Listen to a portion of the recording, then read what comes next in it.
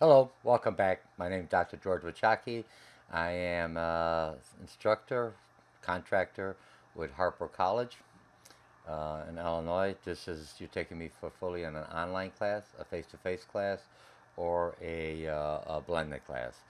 This is going to be a quick overview of what we discussed either in our discussion board or in our classroom discussions with your reading from the book. Author did a real nice job on this book. This is retail management or merchandising. So it's focusing on the stores for individual stores or larger stores from the retail aspect. All right, so we're going to go into this week. We're going to be talking about human resources and a retail organization, how organizations are organized. Now, some of you already had me for organizational behavior, consumer behavior, employee HR, or some of you have had none. This is your first business class. So I'm going to make it in the most simplistic way I can from the reading. There's more information. Take me or some other instructor either at Harper College or another community college or another college to get a good understanding. I'm going to try to keep this one's a kind of longer one, two chapters tied in together.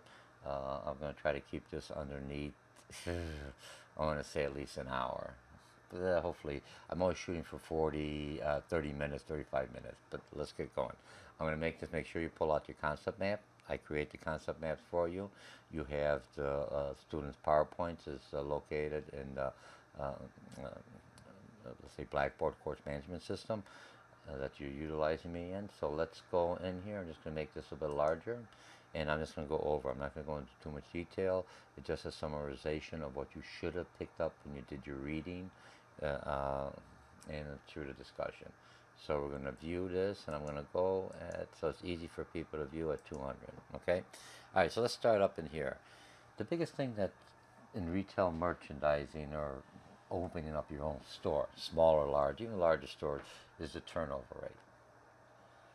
You remember, you're in a retail, you got people who love that kind of a work, but other people, it's like an entry level job as they move up. Or some of you, you've got your own business, it's only you and maybe 3 or 4 employees, so you have a higher turnover rate. So you should know how to hire the right individual, where you're going to get them from, how you're going to motivate that type of individual. Okay, so let's look at turnover rate. For every $10 an hour employee, which is probably close to $12 now with the minimum wage being raised here in Illinois. Average cost be $3,300 to find a new employee. And the retail turnover, remember that's not in all industries, but I mean all stores, but a general summation, 70% I have a retail, I have a turnover within a year. That's a large number. I got to retrain and everything else. So I try to make the job very specific, very simple, so I could train them, and as they do better, I can move them up within the organization. Okay, so some of the ways to reduce it is I promote you from within. I'm understanding. I'm a lot more flexible than some of your larger corporations, depending on what store you're working. And I try to make the job relevant to company goals. Is customer satisfaction, providing good quality, whatever my retail mission or brand that I'm conveying to my clients or my future customers.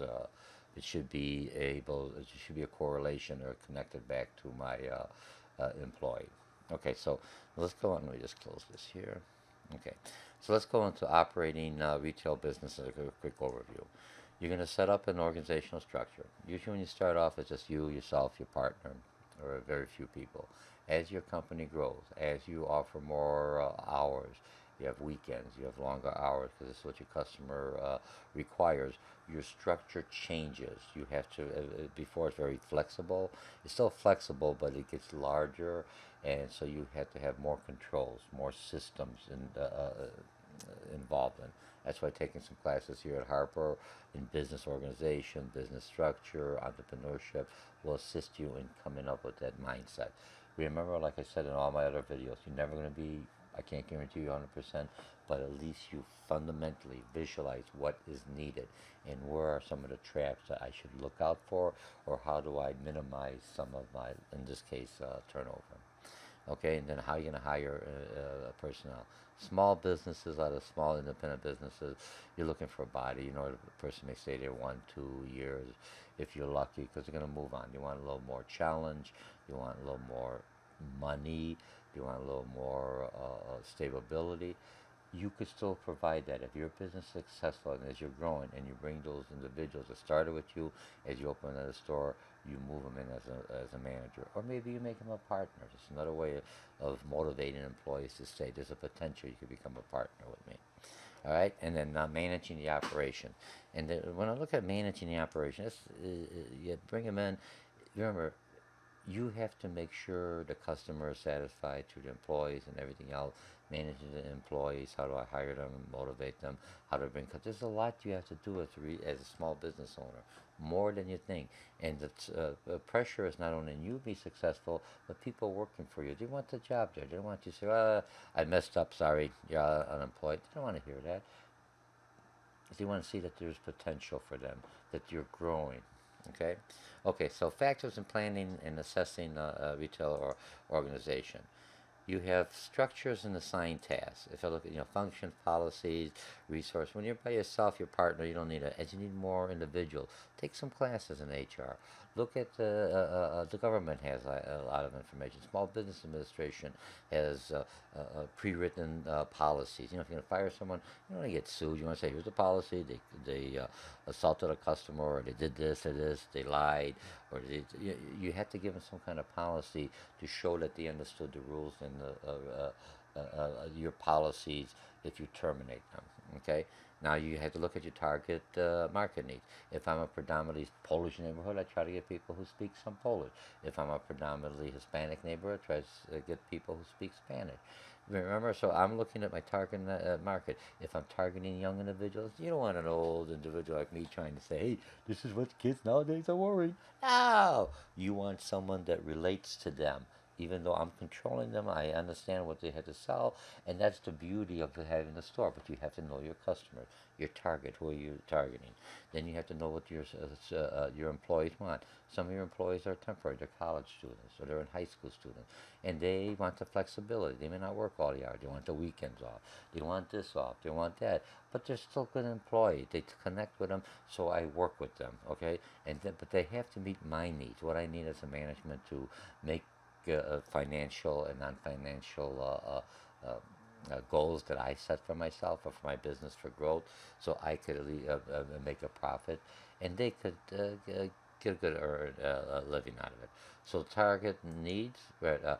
Do you have sufficient people to handle your customers? People don't like to wait. They walk out of the store. That's a lost sale. They come in, oh man, I'm always there. I gotta wait in line. I'm out of here.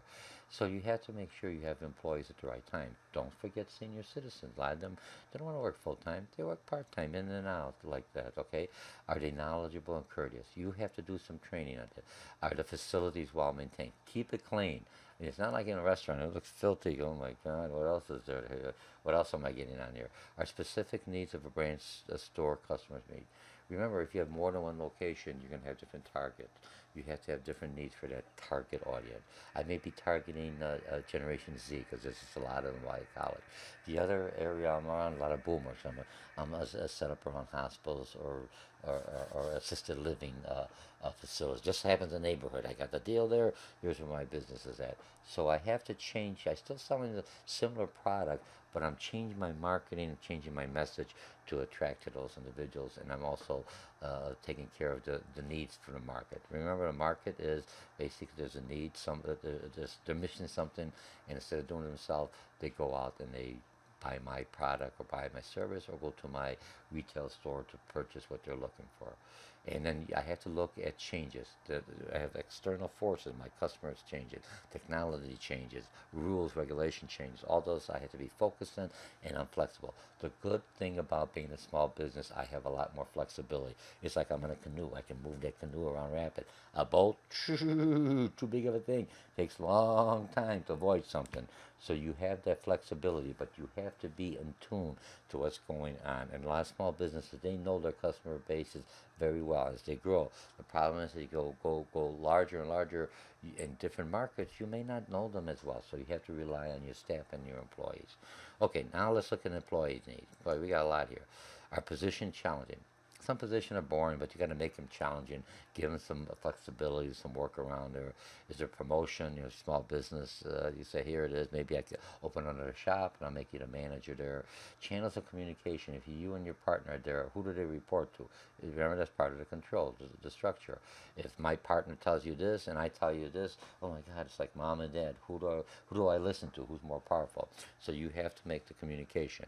Your work, you're assigned to this person. Is it office job or in this store here? During the shift, you report to them. Overall, I take care of any kind of issues you have, but here's the shift manager, and that's who you report to him or her during that shift. Responsibility, who's in charge. I got to treat all employees fair. And most small businesses do it. Yeah, I mean, I have a favorite, but I can't show that favoritism, okay? Is good performance rewarded? You may not have much to reward them. Maybe you give them a cupcake. Maybe you give them a gift certificate. Something for appreciation. Give them a little time off. Hey, you did a good job. It's a little slow. Go ahead. I'll pay you the rest of the hours. This is how you keep employees in there, okay? Now, the management needs, and these are just simple. Remember, you take me for management, take me for a full class. This is just one chapter out of 20 chapters of doing a retail management. How do I run the store? Is it easy to plan? Is it manager? How do I get the good help? Who does it report to? Does the department, if I have more than one department, are they adequately staffed at the right time? Should I use outsourcing? Should I bring in different people? College students are perfect. They've got the weird schedule anyway. It fits into my schedule. And sometimes if you're working for you, say, hey, could you take your classes, not during the noon, because that's when I need you, and I can give you the hours, but take them in the daytime or in the morning, whatever. And a lot of times they're kind of flexible if they're, if they have that ability, okay? Our employees motivate. How do I motivate them? My goodness, I give them $10, and they may be motivating because they like the customers, they like to talk to people, they like the coworkers, they like me, they come to work. You know what I mean? Is there a system to replace personnel in order? Really, when you're a small business, you gotta have some system. You already got the job description. You're always looking. I'm gonna move him up. I'm gonna move him over there. How am I gonna bring somebody? Oh, he already said, hey, I'm gonna go. I'm in school here at Harper College, but I'll be going to my 4 university. I'll be gone for the whole year. But if you need me, I'm here in the summertime, and all your business summer when I come back. Okay, so I'm already making preparation, not until he leaves and say, no, what am I doing? I have to fill in that time. If I don't have anyone to fill in, I'm working all those hours. Okay. All right, value of profit change in human resource management. Let's see what this says. Recognize employees interact with customers, not management. So I have to keep them happy and always focus. The customer's always right. To a point. Remember, we mentioned that in class. But the customer's right, so how do I satisfy that customer? Okay? And if you satisfy the customer, I'll give you more hours, going to sell me more stuff. Quality of one's peers in the workplace. How do you relate with other individuals? Are you empowered? Can you make some decisions? Or am I micromanaging? Small businesses, look, when I remember small business, the manager never let any of their employees do the money. He always took care of all the money. Even the line is long. I want to make sure. You have to trust your employees. They're there. Okay, so you lose a few bucks here and there because they don't want to count. But the system, you give them a 20, it tells you how much you give them back. They should do all right. So you train them. Or some employees, you don't put them on a register because they're terrible. They lose too much money. Okay, but you're a good salesperson. You just know how to do the cash flow. That's something you have to do, but he's still a body, or she's still a body. Remember, a larger company, if you're not retail, they just next, because they have a larger, they offer more benefits, more anything else. They got a larger pool of individuals that may want to work for them. But they're not as flexible. And then they talked about this when we talked in class. And then the process of organizing an organization. Basically, you're going to do it by employee task. And this is just the thing. Here's the way you're doing. You're going to go, here's a specific task. You divide who does what the best. It's a certain job. And that's basically if you're looking at Weber or Phalo and everything else, chain of command, management 111, and total business. This one you have to know. Just make sure the individuals knows what they're doing and what the tasks they're required to do. Okay, now if I'm looking again at a chart, this one just tells you, right now most of you, you're taking this class here in the retail thing. Can you refer the task and distribution channel from buying merchandise to coordination? I buy the stuff, and how do I sell the stuff? Remember, the specialist is a little different. The consumer is responsible for this performer task. Could you do the task? This is we went into the chart. Just look at it. The author explained a little bit clearer. What you have to know is that you break up the work. When it's only me and my partner, it's easy. You do this, do this. As we grow, my tasks, I do other things people do that do better than I do, other tasks, and now I have to see, I have to coordinate how all these tasks work together, because now there's 5 people doing different tasks to still satisfy the customer needs. Where before it was just me, I did it all. I rang up the sale, I gave this, I shipped it out, I did everything else, and now I got other people. So how do I make that coordination so the system works? That's the structure. How does the process flow? Okay, similar to like what you do in operations and management. Okay, you grouping tasks into available retail and balance career, and these are just things. And if I'm looking at the grouping tasks for a salesperson, what does he or she have to do? But they're also cross-trained. They could also do the cashier, and then I have someone just does the inventory. That's all they do. They like to do the inventory.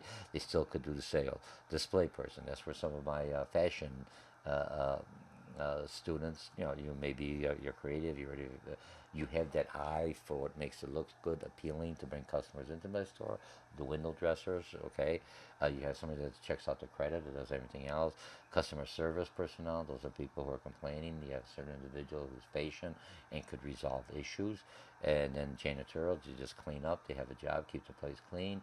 The bathrooms, everything else, it's the most important. Most people go bathroom. If they see the bathroom filthy, it usually gives you a bad impression for the whole store. And then management personnel, you have to do forecasting, who I needed, and when I buy the inventory. Okay, and then basically these are just sites you could go on there. We went through these sites in school. Look at the book. The sites are available. Now, in your part of your thing, you're gonna have to have a job description. You're gonna hire someone. There's 2 parts of job analysis. One is job description, tells me what I have to do. Here's the function. I'm in the clothing department, geographic. You break them down depending where you're at for different classifying the jobs, the responsibility you have. The other part, so you have job description, tells me what I do. I have job specification, what are the requirements. When there's any kind of a lawsuits and everything else, and I'm looking at the job the description, that's how you got to clean out the toilet. That's just your job. I'm not discriminating against anybody. We all take turns. But the specification, if I say you got to have a college degree to clean out there, do you really need it? I'm discriminating. Or you have to be a woman, you have to be a man. So you're looking at that's where the court systems are looking at. That's when they're looking, hey, I'm discriminating against someone and unfair practices. And a lot of the stuff is on the job specification, not the description. But you have to tell them what kind of individual. I want someone who's flexible. I want someone who's got communication skills. And then later on, when you take myself or an instructor for human resources or HR, we'll explain to you how you could fine tune and pick up that individual that will be successful in the job and the task that you are hiring them to perform. Okay? And then for store manager, this is just a title. I'm not going to look at it. We talked about the organizational, but small things. Again, you look at that, it's just how it's broken down. It only has 2 or 3 levels, more of a flatter organization. This is what you learn in Management 111 or Intro to Business, is that a lot of large corporation, very tall, very centralized, very bureaucratic, but their small stores that are running out there are basically flatter. You respond quicker to the customer, you have more of a family type of atmosphere, you're more connected with your product, you understand your product, you understand that area. So it depends how large of an area you're having, what you're doing, is who you're going to hire. If you're just hiring for this one area, I'm very specific. If I'm hiring a manager that's bouncing around different areas, or he's in charge of a region, I expect a little different. So my job description and my job specification will change accordingly to that. Okay, now they talked about the moves that are planned, and the moves are just divides retail activity into 4 functional areas. You look at merchandising. I have to understand the merchandise. Even if I'm a store, what's going to sell, what's the good, what's the positive. People ask me questions. Will this dry? Could I dry clean this? Do I have to wash this? Do I have to hang dry it? Do I got to take a dryer? If it's clothing, could I repair this? Is it a warranty? Where was it made? Is it environmental safe? All that stuff, so you understand the merchandise according to your target market, okay? I just looked that up, buying, selling stock. Now, publicity is displays, events. How do I get, advertising, social media? How do I get my word out there? Remember, in marketing, I'm always planting seeds. Boop. And then later on, I do an ad. Later on, so I do the watering. Store management, who's doing the manager, customer service, merchandising, protection, make sure people aren't ripping you off, the store's clean, so someone has to manage it. And then you get at the money. Like it or not, it's the money. Here's the credit. Who do I give credit to? How much do I budget? How do I minimize my inventory, my turn per ratios? Remember, some of you aren't familiar with that, but inventory makes a big difference. If I keep too much inventory, because I got to spend purchase it 6 months to 8 months before I actually sell it. So I'm very careful. How much do I need? I have to know how much I need. So you're doing a lot of assumption. When you first open up, it's kind of hard. That's why I say you start small until you get that know of that customer. Once you understand that customer, your niche, how they buy. You may be in an area that you may buy by bulk. You may be in an area that you only buy one item at a time. So I know my customer. I know their buying habits. Remember, but I always got to be aware because their buying habits could change. Those are external forces that I can't control. So I'm flexible on that. Okay, and then here's just a updated, and the chart just tells you how it's set up. Okay, so now you're looking at three derivatives. If I'm looking at derivative, it means it's part of. It's not actually, but it's an offshoot, for lack of better words. And derivative is more of a financial term, so I'm trying to make it easy for my non-financial retail owners. You still do well. You don't have to be an accounting wizard or a financial wizard. You only open up a small shoe store. You open up a small clothing store. You're selling hoodies or sweatshirts or t-shirts or something else. You still have to understand that there's software out there. QuickBooks basically will help you out. Your suppliers will help you out, give you some information, what customers sell, how to market it. They'll work with you because they want you to be successful. As you're successful, you grow, you buy more for them. And what you learn from Adam Smith, Invisible Hand, you hire more, and that's how you grow the economy. Also, you have people within your geographic area. Your Chamber of Commerce will help you be successful. They don't like to see an area where too many stores are empty. It doesn't look good for the economic front. People say, man, this sounds all dead, like empty, closed for rent. Doesn't give you a good visual when people come in there. Okay, then you look at your merchandise, so headquarters, executive, and store brand. Now, the other thing you're looking at retail organization. You're centralized, we talked about. So if I'm strictly centralized, I have everything. I control the message, I buy by quantities. It works well to my advantage, okay? I distribute, I can move people around. Look, when I'm a small store, I am centralized. I'm a flat because I'm a flat organization. I'm centralized because it's only me. But if I have another store, let's say I'm doing well and I also got 5 different branches that's under my control. Or I'm a retail merchandiser, regional manager because I moved up with an organization. I got 7, 8 stores.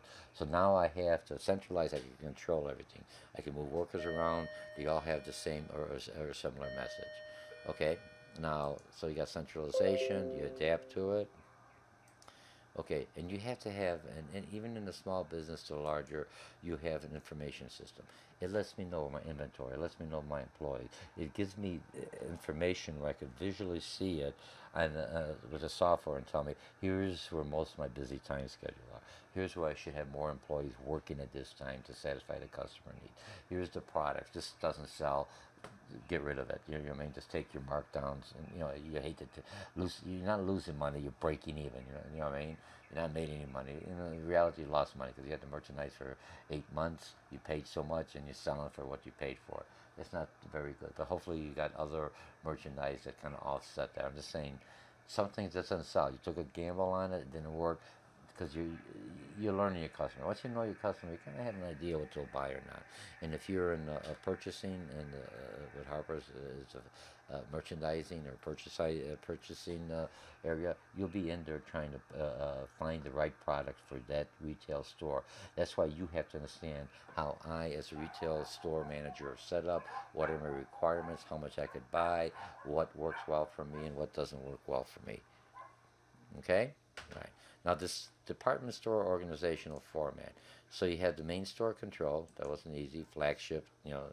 We send a message. Everyone knows it.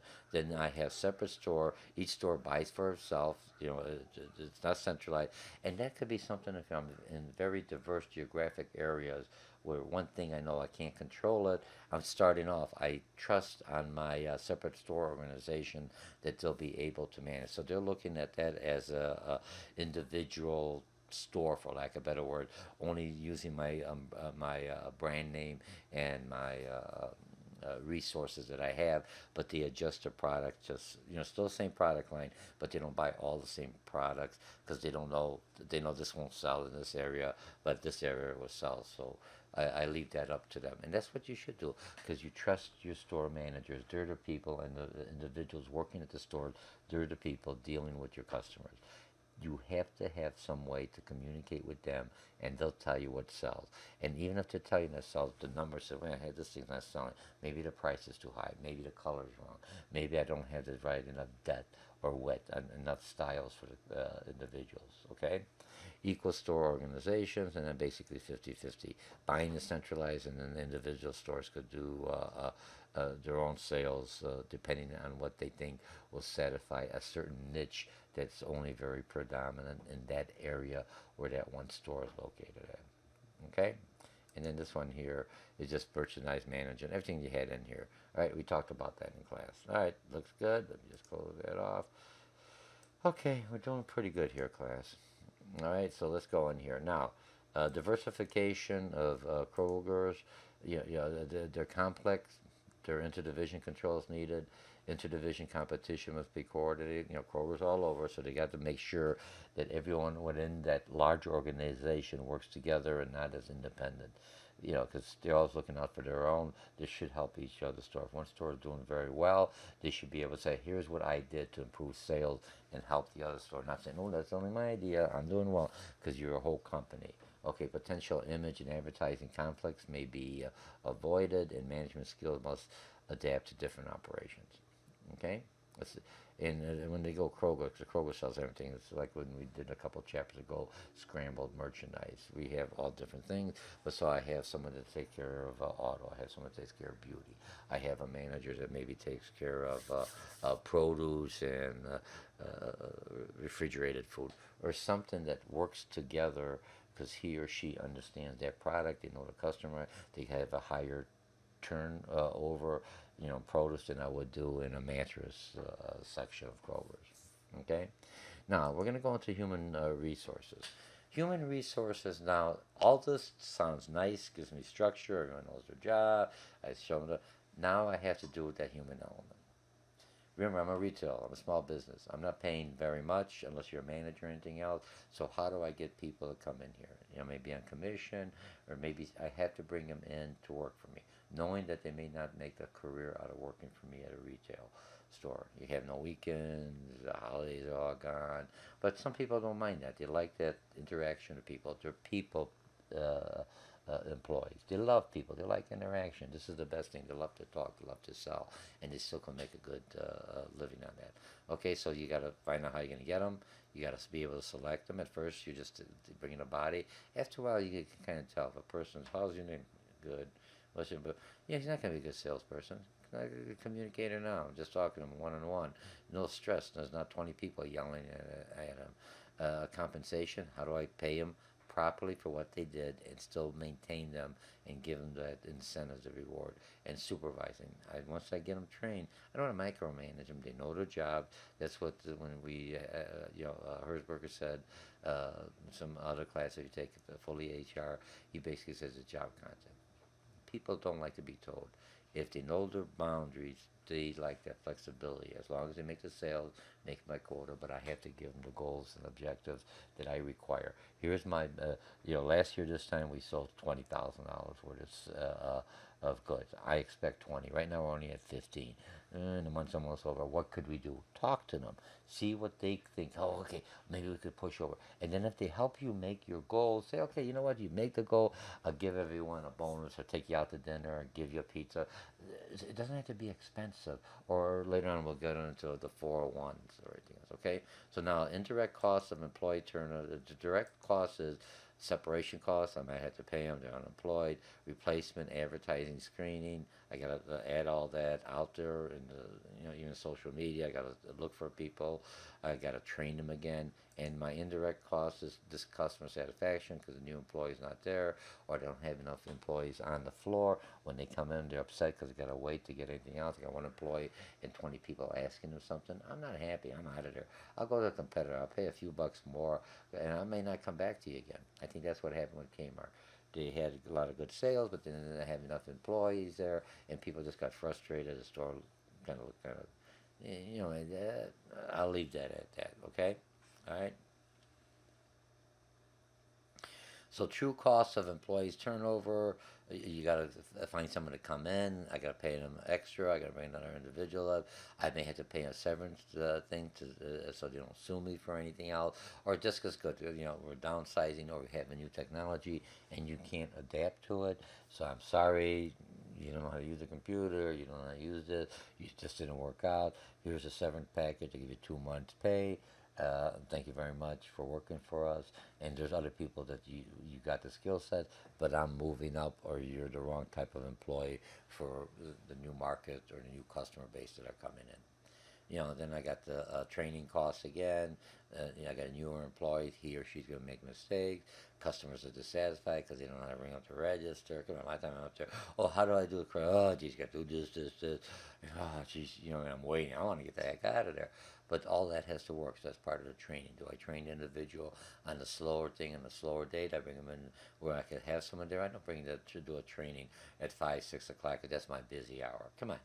Think, even though you need that person, think, have him do the bagging, have him clean up, have him do him or her do something else. Okay, a lower continuity among workers. Your workers may not mesh. Some workers are good, but they may not talk. You try to bring the team to the best you can. Remember, when you're hiring and recruiting, you find that person who he or she does well talking to customers. They fairly do well talking to other employees. Okay, poor employee morale when there's turnover. You're not doing anything else. The other one is talking about women in retailing. Women are moving into more into finance, retailing, management, more into college. I think 60% of, even at Harper, I think it's like 55 to 60% are women to men. Women are in the workplace. More men are coming out of it or whatever. So I have more women in there, and they basically are good managers. They're team builders. They're sharp, they're creative, but they may need some training. You know what I mean? They want to advance and move up. They may have flex time because they got kids. You got to drop them off. Hey, I'm working with that. If she's a good person, she may be an accountant. She may be something else, and I just need her in this time behind the scenes. Fine. I'll work with you. You're excellent. You can work from home if you have.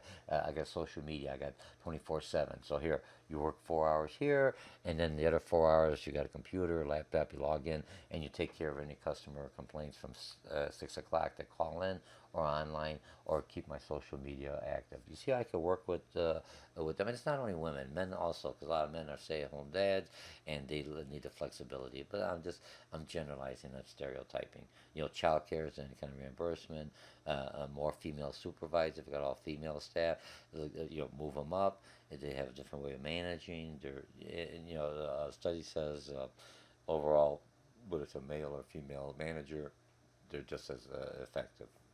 Men may be a little more sterner, women may be a little bit more manipulative, but they're still working out, or they have team building skills, you got more nurturing skills, and men may be more strategic. I'm generalizing, I'm just saying on an average what the research is showing. But you bring more women in, they learn that skill set, they come up with different ideas, especially if your customer is female based. They understand them because they're thinking the same way they are. They understand what will sell for that customer. Not all women. Look, you got older women in Generation Z. They're still ladies, but they may have a different viewpoint on what's trending and what's not trendy. So you still have to find that balance. I'm not saying it's hard, but when you start off your business, you start off slow. Trust me, it'll grow on you, and as you learn it, that's why I said don't go crazy about everything else. Have a small market, play your customers, see if it's not working, then you add on, and once you're comfortable with that one niche, then you expand to the next niche, and maybe another location. Or even on the larger companies, they have the same thing. Okay, so now seeking women out has zero tolerance party, and I think most of them do no sexual harassment, no dirty pictures, or inappropriate pictures or inappropriate sites they're online. Okay, in the mentoring program, you have somebody to help them. Maybe other females will help new females coming up there. Usually, a mentor would be someone who walked through the same path. So, if I was looking for a female mentor, sometimes I'm the only mentor they have because I don't have any female supervisors. You're the first one. I have to be aware that she may motivate and communicate with employees a little different than I will as a male. And she has to understand that I'm gonna pick up this how George does it, but this is how Georgia does it. And then you could find the two. Okay? Okay, now minorities. Now minorities, when I look at minorities, clear policy from top management, I actually had to seek minorities, training programs, advancement opportunities. Again, zero tolerance on that. So I'm bringing in minorities. When they talk about later on, they talk about diversity. Diversity means if I have a predominantly Spanish neighborhood, I should have a good area of individuals at all levels in my company. If I'm a medium or large, that is a representation of that market that I'm selling to. That make sense? Like, let's say if I'm in an area that's predominantly Caucasian, for lack of better words, okay? European, everything else throws in. I don't say white, Caucasian, because I was born in Germany. Am I American? I'm American citizen, naturalized, but so you got the European. So if I'm looking at in an area that's predominantly Caucasian, European, there's no way, and very few, maybe minorities, there's no way I'll have a larger percentage of Caucasian reflecting, but I should still try to bring minorities in there because I may be opening up another office that's predominantly Hispanic or predominantly African American. I want to train them. Remember? So a lot of companies look at the diversification and training as they expand. Plus, they don't want to have any kind of lawsuits or anything else on that. Okay? Okay, so now we have diversity. Okay, so you have two premises: employees be hired and promoted, and that in a diverse society. And we just talked about that. Okay, now laws. You got to make sure the laws. You can't pay no underage workers. You can't pay required to work in illegal activity. Got to be all up front. You got to obey the American with Disabilities Act. Deal with suppliers and labor laws. Remember, you know the laws, and you'll know. Just you take business law one or two. This one's just doing over. Okay, goal oriented is just a diagram about different things, the skills you need: creativity, decisiveness, flexibility, initiative, leadership. All this, if you take me for management, this is what I want that of all my employees. But if you're going to open up, this is what you need as an entrepreneur to be to work out well on that. Okay. Employee behavior, sense of accomplishment, as Herzberg or Maslow, enjoyment of the work, that they like the work, attitude towards the physical work, attitude towards supervisors, confidence in the company, knowledge of the business strategy. All that's behavior. Now, motivation. This is the hard part. Okay, employee-centered and motivation, hired, the salary motivates them, continuous assessment. Hey, doing a good job. Here's where you need some improvement. Then, and profit sharing. If I make a profit, I'll give you 2% of whatever profit. That motivates them to put more in because they get that bonus at the end. If I don't make a profit, you don't get no bonus at the end. I think Jewel Food Store does that. Okay, now if I look at Generation Y, they're a little different. They're younger generations. They don't play nicely with the older generation. Not that they don't play nicely, because they're more into the technology, where the older is face to face. I need to put both of them together so they learn from each other. So I'm looking at technology. Provide flexible hours for them, support volunteer activities. They like that. Provide mentors, help them along. Get them actively involved within the community or within the store. They like that. Okay. Now the next one, style supervising. Management assumes employees closely supervise and control. Like in small business, I watch a little bit differently. It's not only economic incentives that motivate. Management assumes employees can be assigned, team builder. You're empowered. Apply self-management approaches. And then the last one we have, questions to check. These are just something on here. The book did a nice job. Do you like the work you do? No. Okay, you're not too motivated. You proud of work? No, I don't want to work in a fast food store. Okay, okay. Does the work expected from you motivate you? Okay, does physical working conditions all right? Do you like the layout? Is it all right? Are you happy with it? It's not too cold, not too hot. Does the way you treat me as a boss, I treat you fairly and respectfully? I don't care if you like me as long as you respect me. If you like me, I'm not going to make you do anything you don't like. Do you understand the firm's strategy? Do you see the connection between your work and the company's goals? Okay? So when we look at this, you have everything that you need. You're doing pretty good. And I'll just put this all back down. And I'll view this fit the map. Okay?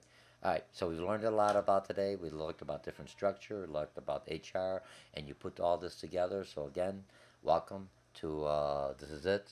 We'll have our next chapter in a little bit. My name is Dr. George Mochocki. This is a quick overview on the course you're taking me, Marketing 106, Retail Merchandising or Management, and we're talking HR and structure. And I'll see you in the next class. You'll do well on the homework. And this is just a quick overview that all retail managers or stores, if you run a store, that you should know how to hire and how to structure and how to reward and how to motivate.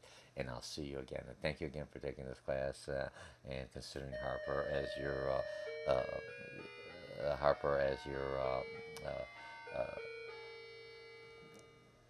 learning community training for new retail stores. Bye. Let's see how many minutes I got on here. Oh, 40 minutes. Not too bad. I'm going to need an hour. Goodbye.